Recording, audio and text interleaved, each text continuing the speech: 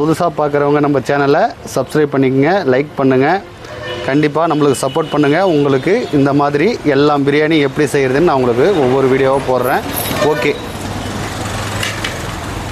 Hi மக்களே, நான் உங்கள் பக்ருதீன் பாய். இன்றைக்கி வந்து பார்த்திங்கன்னா நம்ம 15 கிலோ வடி பிரியாணி செய்ய போகிறோம் பீஃபில். இதுக்கு வந்து எந்த ஒரு கலப்படமும் இல்லாத ஒரு பிரியாணி நம்ம செய்ய போகிறோம். எந்த ஒரு மசாலாவும் இல்லாத நேச்சுரலான பிரியாணி செய்ய போகிறோம். எப்படின்னு பார்க்கலாம், வாங்க வீடியோக்குள்ளே போகலாம். ஓகே மக்களே, இதுக்கு தேவையான பொருட்கள் அனைத்தும் நம்ம வந்து இப்போ நம்ம பார்த்துக்கலாம். எவ்வளோ அளவுன்னு நான் துல்லியமாக சொல்கிறேன், நீங்கள் பார்த்துக்குங்க, எல்லாம் கிளியராக இருக்கும். இப்போ வந்து பார்த்திங்கன்னா இதுக்கு தேவையான அளவு வந்து பார்த்திங்கன்னா இஞ்சி பூண்டு 2 அரைச்சி நம்ம வந்து வச்சுருக்கோம். 1.5 கிலோ இஞ்சி பூண்டு நாம்ளே ஓனாக அரைச்சி வச்சுருக்கோம். நெக்ஸ்ட்டு வந்து 5.5 கிலோ வெங்காயம் நம்ம இதில் கட் பண்ணி வச்சுருக்கோம். 5 கிலோ தக்காளி நம்ம வந்து கட் பண்ணி வச்சுருக்கோம். புதினா பெரிய கட்டில் பாதி கட் பண்ணி நம்ம வச்சுருக்கோம். மல்லி பெரிய கட்டில் ஒரு 3/4 அளவு நம்ம வச்சுருக்கோம். எலும்புச்சம்பழம் ஒரு 6 ஜூஸ் ஆக்கி வச்சுருக்கோம். எண்ணெய் 4 லிட்ரு. பச்சை மிளகா ஒரு 300 கிராம். தயிர் வந்து ஒரு 1/2 லிட்டர் நம்ம சேர்த்துக்க போகிறோம். உப்பு வந்து தேவையான அளவு நம்ம சேர்க்க போகிறோம். பட்டை 15 கிராம், ஏலக்காய் 15 கிராம், 10 கிராம் லவங்கம் இதில் நம்ம சேர்த்துக்க போகிறோம். சரி மக்களே, இப்போது நம்ம தாளிப்பு முறைக்கு போயிடுவோம். ஒலை வந்து நம்ம ஆல்ரெடி பற்ற வச்சு தண்ணி நம்ம அதில் வச்சுருக்கோம். இதை வந்து நீங்கள் இந்த பிரியாணி செய்கிறதுக்கு முன்னாடியே ஒலடுப்பு பற்ற வச்சுக்கோங்க. வெங்காயம் தக்காளி நம்ம கட் பண்ணும் போது இந்த ஒலடுப்பு வந்து நம்ம பற்ற வச்சுக்கணும். அப்போ தான் நெக்ஸ்ட்டு வந்து நம்ம இப்போ வந்து தாளிப்பு அடுப்பு பற்ற வச்சாச்சு. இப்போ வந்து நம்ம தாளிப்பு அடுப்பு தேக்ஸா ஏற்ற போகிறோம். ஏற்றுங்க ராஜா, பிஸ்மில்லா. இப்போது இந்த அடுப்பு வந்து தாளிப்பு அடுப்பு, இதில் வந்து தேக்ஸா நம்ம வச்சாச்சு. இதனுடைய தேக்ஸா அளவு பார்த்திங்கன்னா 20 கிலோ கறி 20 கிலோ அரிசி வேகிற மாதிரி நம்ம தேக்ஸா இதில் வச்சுருக்கோம். உலைக்கு வந்து பார்த்திங்கன்னா அதாவது 20 கிலோ ரைஸ் வேகிற மாரி நம்ம தேக்ஸா வச்சுருக்கோம்.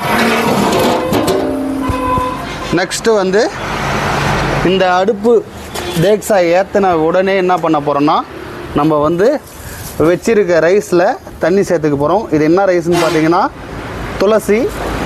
துளசி வந்து நார்மல் பச்சரிசி தான். அருமையாக இருக்கும், சூப்பராக இருக்கும். பிரியாணி எப்படி வருதுன்னு லாஸ்ட் வரலையும் வீடியோ பாருங்கள், உங்களுக்கு தெரியும், நல்லாவே இருக்கும். ராஜா வாங்க தண்ணி சேர்த்துக்குங்க. நம்ம வந்து தண்ணி சேர்த்துக்கலாம்.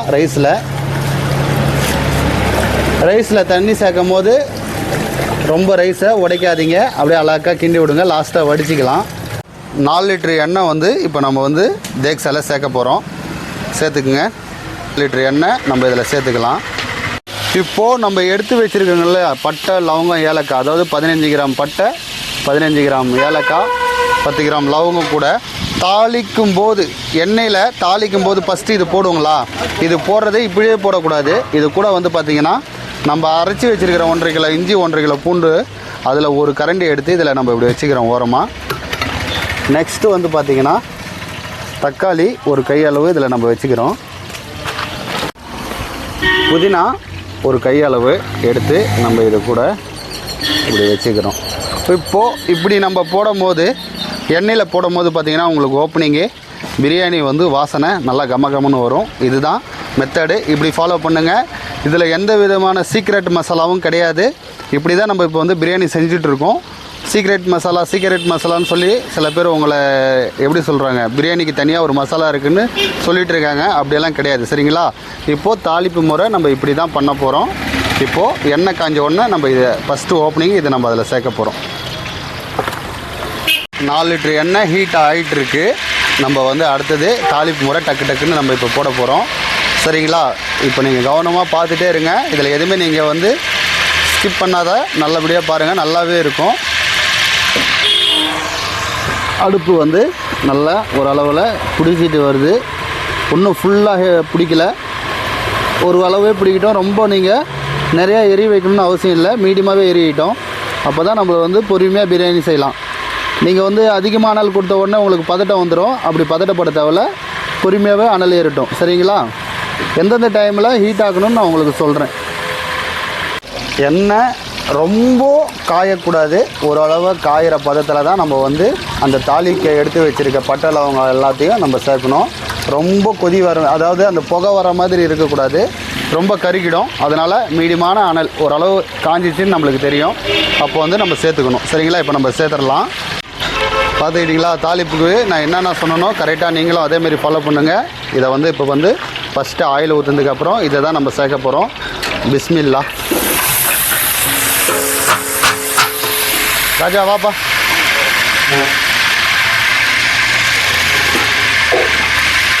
மிக்ஸ் பண்ணுங்கள். இப்படி வந்து ஓப்பனிங்கே நீங்கள் இப்படி இப்போ தாளிப்பு போட்டிங்கன்னா உங்களுக்கு வந்து அருமையாக நல்லா சூப்பராக வாசனை வந்து ஓப்பனிங்கில் எஃபெக்ட் நல்லா வரும். சரிங்களா? கண்டிப்பாக இதில் நம்ம வந்து எந்த ஒரு மசாலாவும் போடல. No garam masala, no mutton masala, no biryani masala. சரிங்களா? எதுவுமே நம்ம சேர்க்க கிடையாது. நம்மளுடைய பிரியாணி மெத்தடு இப்படி தான். நீங்களும் இப்படி செய்யுங்க, நல்லா வாசனை ருசி அருமையாக இருக்கும். நெக்ஸ்ட்டு வந்து நார்மலாக நம்ம எப்பயும் போல் வெங்காயம் சேர்த்துக்கணும். 5 கிலோ வெங்காயம் இந்த 15 கிலோ பிரியாணிக்கு சேர்க்க போகிறோம். சேர்த்துக்க ராஜா.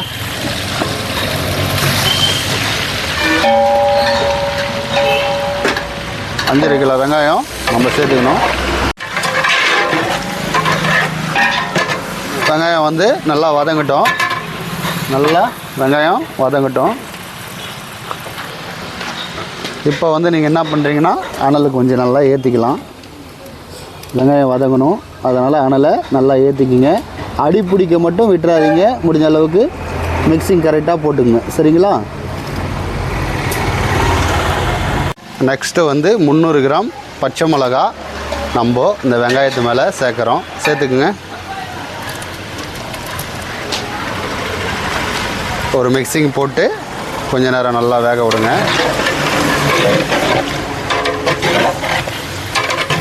வெங்காயம் வந்து இப்போ நம்மளுக்கு ஒரு அரை வேக்காடில் வெங்காயம் வதங்கியிருக்கு. அரை வேக்காடில் வெங்காயம் வந்து நம்மளுக்கு வதங்கியிருக்கு. இப்போ இதில் வந்து 150 கிராம் தனி மிளகாய்த்தூள் நம்ம யூஸ் பண்ண போகிறோம். சேர்த்துக்குங்க. 150 கிராம் தனி மிளகாய்த்தூள். 150 கிராம் தனி மிளகாய்த்தூள் வெங்காயம் அரை வேக்காடாக வதங்கினதுக்கப்புறம் சேர்க்க போகிறோம்.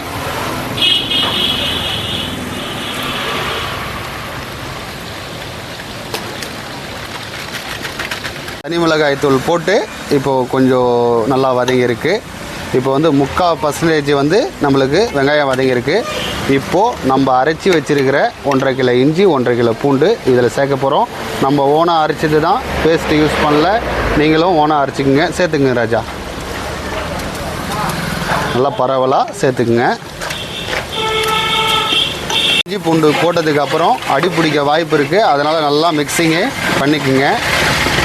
நல்லா பச்சை வடை போகிற மாதிரி நம்ம வதக்கியாச்சு.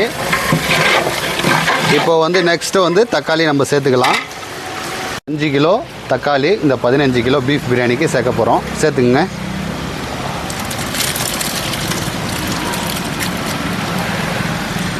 சேர்த்து நல்லா மிக்ஸ் பண்ணிக்கோங்க.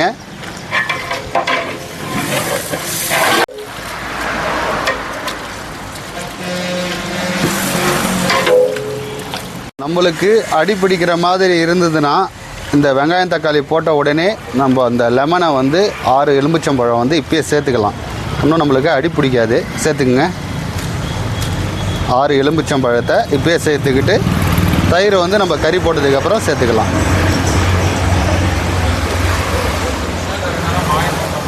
சேர்த்து நல்லா மிக்ஸ் பண்ணிக்கோங்க.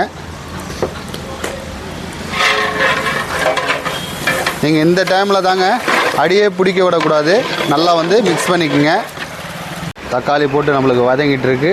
அந்தாண்ட உலைக்கான அடுப்பும் ரெடியாக உலை கொதிச்சுட்டு கரெக்டான பதத்தில் இருக்குது. தக்காளி வந்து அரை பதத்தில் வதங்கியிருக்கு. இப்போ வந்து நம்ம வந்து இதில் வந்து பீஃப் சேர்க்க போகிறோம். தூக்கிட்டு வாப்பா பீஃபை. பீஃப் வந்தீங்கன்னு பார்த்தீங்கன்னா 15 கிலோ பீஃப் இப்போ நம்ம சேர்க்குறோம். சேர்த்துக்கு ராஜா.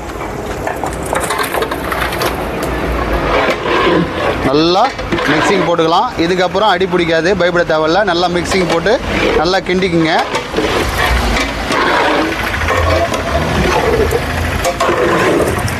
பீஃப் போட்ட உடனே மேலே வந்து 3/4 கட்டு மல்லி சேர்க்க போகிறோம்.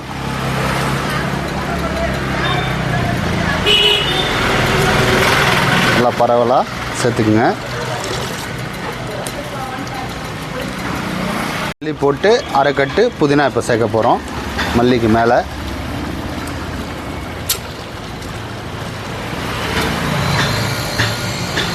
அரை லிட்ரு தயிர் நம்ம வந்து இப்போ சேர்க்க போகிறோம்.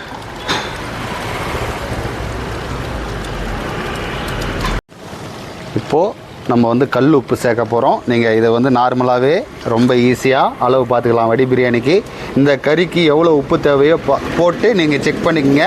நார்மலாக உப்பு இருக்கிறத விட கொஞ்சம் லைட்டாக தூக்கலாக இருக்கணும். உப்பு சேர்த்துக்குங்க. நார்மலாக உப்பு நம்ம குழம்புல இருக்கிறத விட லைட்டாக தூக்கலாக இருந்தால் போதும். ஈஸியாக செஞ்சுக்கலாம். அதில் உப்பு ரொம்ப கஷ்டம் இல்லை. இப்போது மிக்சிங் போட்டுருங்க. மிக்சிங் போடுங்க.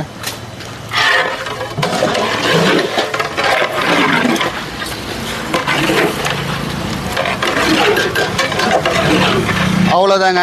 இதுக்கப்புறம் இதில் எதுவுமே நம்ம சேர்க்க போகிறது கிடையாது. கலர் பவுட்ரு எதுவுமே சேர்க்கறது இல்லை. அவ்வளோதான். நம்ம பிரியாணிக்கு தேவையான மசாலா தாளிப்பு முறை இவ்வளோ தான். பிரியாணிக்கு தாளிப்பு முறை இவ்வளோ தான். நம்ம வந்து எல்லாமே போட்டு இதை இப்போ போட்ட பொருள் மட்டும்தான் வடி பிரியாணிக்கு.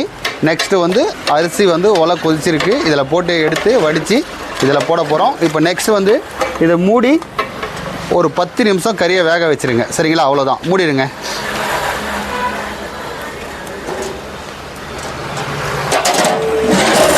ஓகே, ஒரு 10 நிமிஷம் கறி வேகட்டும். அடி பிடிக்காது, பயப்பட தேவையில்ல.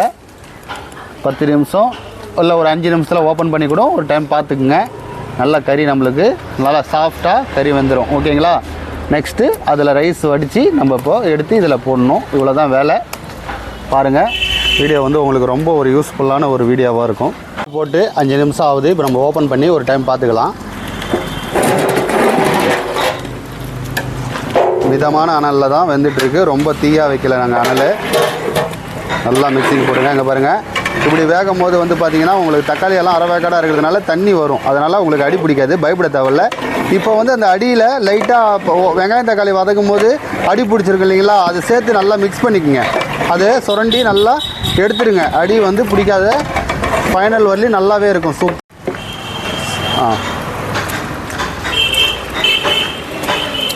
பாருங்கள், வெங்காயம் தக்காளி கறி எல்லாம் சேர்ந்து வெந்துட்டு இருக்குது. நம்மளுக்கு அடி பிடிக்க வாய்ப்பு இல்லை. உங்களுக்கு அருமையான ஒரு மசாலா இதில் தான் நம்ம வந்து கொண்டு வரணும். சரிங்களா? தனியாக எந்த வித மசாலாவும் கிடையாது. இதுக்கு பேர் தான் மசாலா. நம்ம தான் அதை உருவாக்கணும். சரிங்களா? சூப்பராக இருக்குது. ஓகேவா? கறி போட்டு இப்போ 5 நிமிஷம் வெந்துட்டுருக்கு. இப்போ வந்து நம்ம ஒலை அடுப்புக்கு வந்துடுவோம். இதுக்கு என்னென்ன தேவைன்னு பார்த்துக்கலாம். ஓப்பன் பண்ணுங்கள். நல்லா ஒலை நல்லா கொதித்து எப்படி ரெடியாக இருக்குது பாருங்கள். இந்த ஒலை அடுப்பில் வந்து நம்ம கலர் கொஞ்சம் சேர்த்தாகணும். ஏன்னா பியூராக ஒயிட்டாக இருக்கிறதுனால இதில் வந்து கலர் கேசரி கலர் நம்ம சேர்த்துக்கலாம். ஒரு அரை பாக்கெட்டு சேர்த்துக்குங்க. அரை பாக்கெட்டு நம்ம சேர்த்துக்கிறோம். இப்போது இந்த தண்ணிக்கு தேவையான உப்பு வந்து நம்ம சேர்த்துக்கிறோம். சரிங்களா? இந்த தண்ணிக்கு தேவையான உப்பு நம்ம சேர்த்துக்குங்க.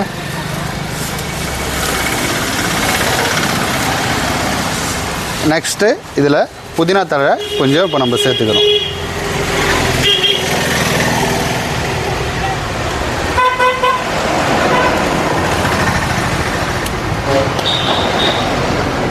புதினா தழை நம்ம சேர்த்துக்கிறோம். இப்போ சேர்த்துட்டு இதை மூடிடலாம். இப்போ நெக்ஸ்ட்டு ரைஸை வந்து நல்லா இப்போ நம்ம அலசி வடிகட்டிக்கணும். தண்ணியை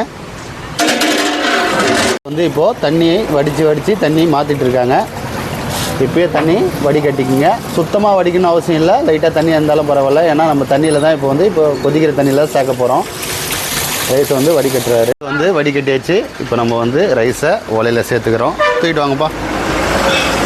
ரைஸை வந்து சேர்க்குறாங்க.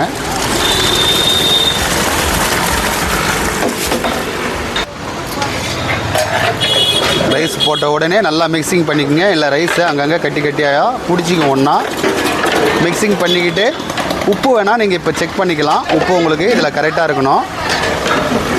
உப்பு வந்து இதில் நீங்கள் வேணால் இப்போ செக் பண்ணிக்கலாம். ரைஸ் போட்டதுக்கப்புறம் இப்போ ரைஸ் வந்து இது பார்த்திங்கன்னா ஒரு 5 நிமிஷத்துலேயே நம்மளுக்கு வேக்காட் ஆகிடும்.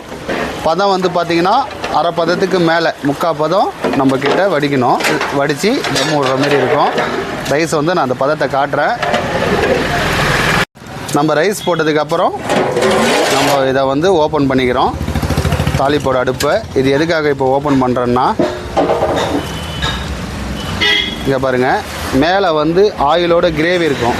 இந்த ஆயில் கிரேவியை இப்போ நம்ம வந்து ஒரு பக்கெட்டில் எடுத்து வைக்க போகிறோம். எடுங்க. அப்படி நல்லாவை ஃபஸ்ட்டு கிண்டக்கூடாது. கிண்டாதான் இருந்தால் அப்படியே எடுத்தால் நல்லா அதிகமாக வரும். கிண்டிட்டா வராது. பாருங்கள், ஆயிலும் கிரேவியும் நல்லாவே எடுக்கணும். அதில் கறி வராதே எடுங்க.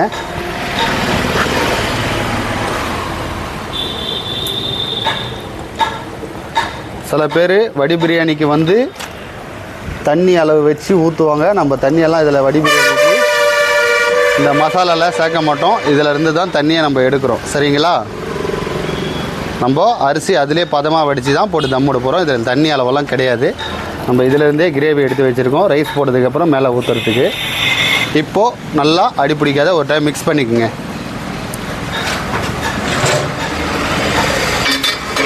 நல்லா மிக்ஸ் பண்ணிக்கோங்க. அவ்வளோதாங்க. மிக்ஸ் பண்ணிவிட்டு இப்போ நம்மளுக்கு வந்து பார்த்திங்கன்னா ஒரு 3/4% வந்து கறி வந்து வெந்திருக்கு. நல்லா மிக்ஸிங் அடிங்க. கறி வந்து 3/4% வந்து நம்மளுக்கு வெந்திருக்கு. அந்த அரிசி வேகிறதுக்குள்ளே இன்னும் நம்மளுக்கு ஃபுல்லாக வேக்காடு ஆகிடும். அதுக்கப்புறம் தம் விடும் போது கறி அடியில் இருக்கும். இன்னும் நம்மளுக்கு ஜூஸி ஆகிடும் பிரியாணி. கறி வந்து நல்லா சாஃப்ட் ஆகிடும். சரிங்களா? அரிசி போட்டு ஒரு 3 நிமிஷம் ஆகுது. நம்ம ஒரு டைம் இப்போ மிக்சிங் பண்ணிக்கலாம். ஏன்னா பச்சை அரிசி உடனே வந்து வேக்காடு உடனே ஆகிடும். அதனால் உஷாராக பார்த்துக்குங்க.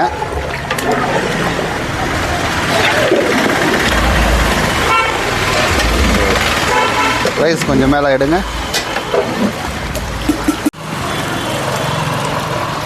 ரைஸ் வந்து போட்ட மாதிரி தான் இருக்குது. இதுக்கப்புறம் தான் உடனே வேக்காடு வந்துடும். ரைஸ் வந்து அப்படியே தான் இருக்குது. சரிங்களா? இது உஷாராக பார்க்கணும். இன்னொரு 5 நிமிஷத்துலேயே இது வந்து கரெக்டான பதத்துக்கு வந்துடும்.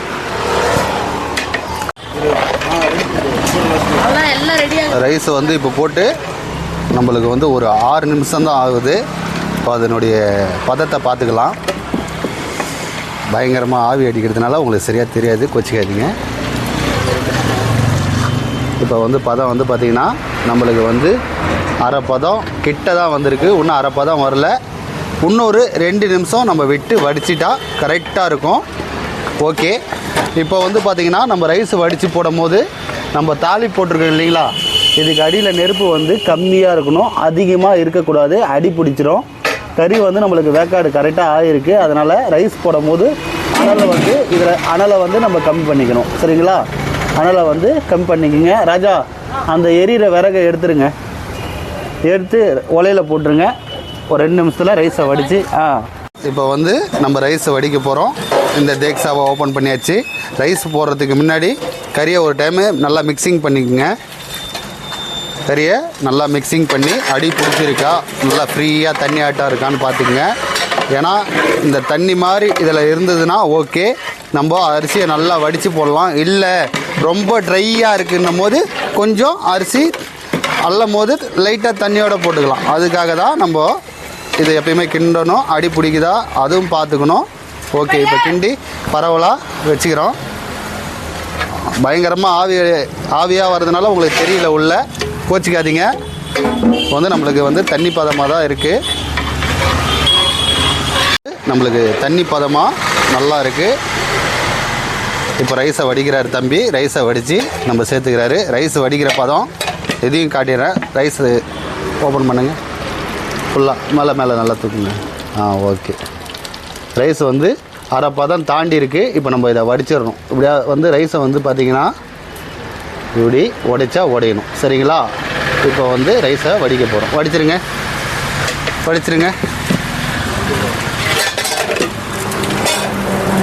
நம்மள்கிட்ட கூட இருக்கிறதுனால கூடையில் வடிக்கிறோம். சில பேர் கஷ்டப்பட வேணாம், எங்களுக்கு இது வந்து சர்வீஸு, அதனால் கூடையில் வடிக்கிறோம். ஜக்கு இருந்ததுன்னா பெரிய ஜக்கில் ஒரு வடிகுண்டானை வச்சு மொண்டு ஊற்றி வடிச்சிக்குங்க. தண்ணியை வடிகட்டி தான் போடுறாப்புல. ஏன்னா ஏற்கனவே கிரேவி லைட்டாக தண்ணி மாதிரி இருக்குது. அதனால் தண்ணியை வடித்து தான் போடுறாப்புல. ரொம்ப கிரேவி ட்ரையாக இருந்தால் நம்ம தண்ணியோட லைட்டாக போடலாம், தப்பு இல்லை. அதுக்குன்னு ரொம்ப தண்ணியோட போட்டுறக்கூடாது. பாருங்கள் எப்படி வடிக்கிறாரு பாருங்கள். தண்ணி உங்களுக்கு வடிகிறது தெரியும். நல்லா வடிட்டோம். சுத்தமாக வடின்னு அவசியம் இல்லை, தண்ணி வடிகிறது ஓரளவு நின்றோம். ஓகே, வடிச்சிக்கலாம். எடுத்து இதில் ஷேர் பண்ணிக்கலாம். இதில் போடும் போது பரவலாக போடணுங்க, அப்படியே ஒரே இதுவாக போட்டுறக்கூடாது. நல்லா சாப்பாடு பரவலாக போடணும். அப்படி பரவலாக போடும் போது உங்களுக்கு எல்லா மசாலாலையும் போயிட்டு மிக்சிங் ஆகும் ரைஸு. அதனால் ரைஸ் போடும் போது பரவலாக போட்டுக்குங்க, ஒரே அடியாக போட்டுறாதீங்க. இப்போது நம்ம பரவலாக தான் போட்டிருக்கோம். அந்தமாரி அந்த கிரேவி தருது பார்த்திங்களா, அது மேலெல்லாம் கரெக்டாக போட்டுக்குங்க. போட்டு லாஸ்ட்டாக கரண்டியில் கரெக்ட் பண்ணிக்கலாம். நம்ம மேலே சரிசமமாக இதை வந்து நான் வந்து மிக்சிங்கெல்லாம் பண்ண மாட்டேன். நம்ம ஏற்கனவே பக்கெட்டில் சேர்வா மொண்டு வச்சுருக்கோம். இப்போது இது மேலே வந்து நம்ம சேர்க்க போகிறோம். சரிங்களா? அது எப்படின்னு நான் உங்களுக்கு பார்த்துட்டே இருங்க, க்ளீனாக உங்களுக்கு தெரியும். வந்து தேக்ஸாவே தூக்கி வடிகட்டுறாங்க. ஏன்னா லாஸ்ட் வரலையும் கூடையில் வர முடியாது, அதனால் தேக்ஸாவிலே தூக்கி வடிகட்டுறாங்க. எங்கள் கடையில் ஆள் இருக்கிறதுனால இவ்வளோ பேர் நம்ம ஈஸியாக செய்கிறோம். நீங்கள் வந்து கூட 2 பேர் வடிக்கும் போது கூட கிட்ட வச்சுக்கோங்க. ரைஸ் எல்லாமே வாரி போட்டாச்சு. நம்ம வந்து இப்போ மிளகாவை அப்படியே சரிசமமாக சாப்பாடை பண்ணிக்கிறோம். ரைட்,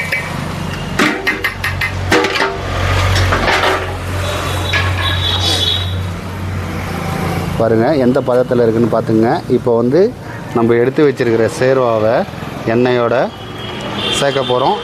நடுவில் அதிகமாக ஊற்றணும், அதாவது இந்த நடுப்பகுதியில் அதிகமாக சேர்த்துக்கணும். சேர்த்துக்கிட்டு மீதி இருக்கிறது ஓரமாக அப்படியே சேர்த்துக்கிறோம். ஓகேங்க, பிரியாணி பக்காவாக நம்ம வந்து இப்போ தம்மு விட போகிறோம். சரிங்களா? இப்போது தம்பி க்ளீனாக துடைச்சிட்டு மூடி போடுறாரு. மூடி போட்டு நம்மளுக்கு இந்த ஒலையில் இருக்குது பார்த்திங்களா நெருப்பு, இதெல்லாம் தம்மு ஊறுறதுக்கு நம்ம யூஸ் பண்ணிக்கலாம். அந்த கட்டியாக இருக்கிறதெல்லாம் எடுத்து மேலே போடுங்க. எடுத்து மேலே போட்டுருங்க.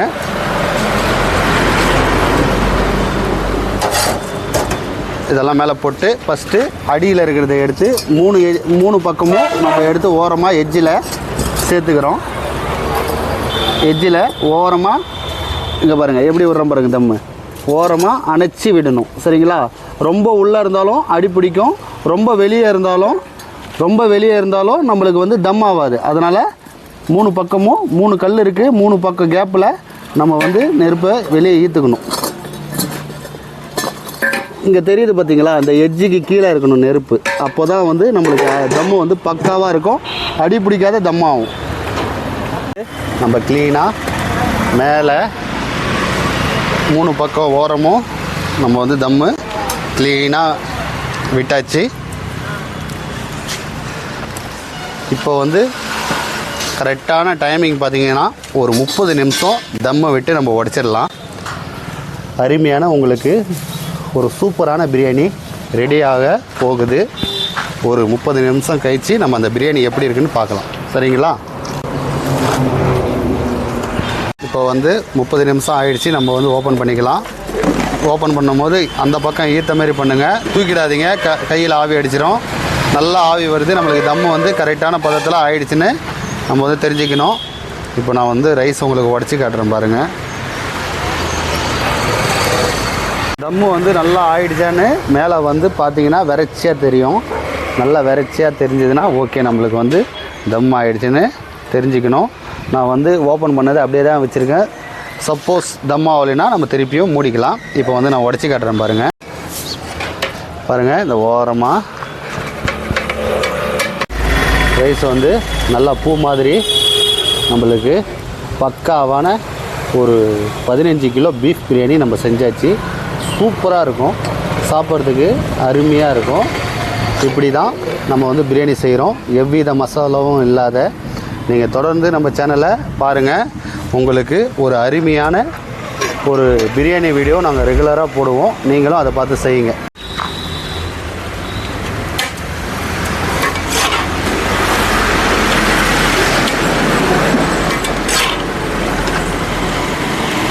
ரைஸை தாராளமாக நம்ம மிக்சிங் பண்ணலாம். மேலாக தான் மிக்சிங் பண்ணணும், அடியிலேருந்து கறி எடுக்கக்கூடாது, கறி கீழே இருக்கணும். ரைஸை ஒரு தம்பி மிக்சிங் பண்ணுறாரு பார்த்தீங்களா, அப்படி மிக்சிங் பண்ணிங்கன்னா உங்களுக்கு ரைஸ் உடையாது, அருமையாக இருக்கும். நம்மளுக்கு அருமையான ஒரு பீஃப் பிரியாணி, சூப்பரான பிரியாணி ரெடியாக ஆயிடுச்சு. கண்டிப்பாக புதுசாக பார்க்குறவங்க நம்ம சேனலை சப்ஸ்கிரைப் பண்ணிக்கங்க, லைக் பண்ணுங்கள், கண்டிப்பாக நம்மளுக்கு சப்போர்ட் பண்ணுங்கள். உங்களுக்கு இந்த மாதிரி எல்லாம் பிரியாணி எப்படி செய்கிறதுன்னு நான் உங்களுக்கு ஒவ்வொரு வீடியோவாக போடுறேன். ஓகே.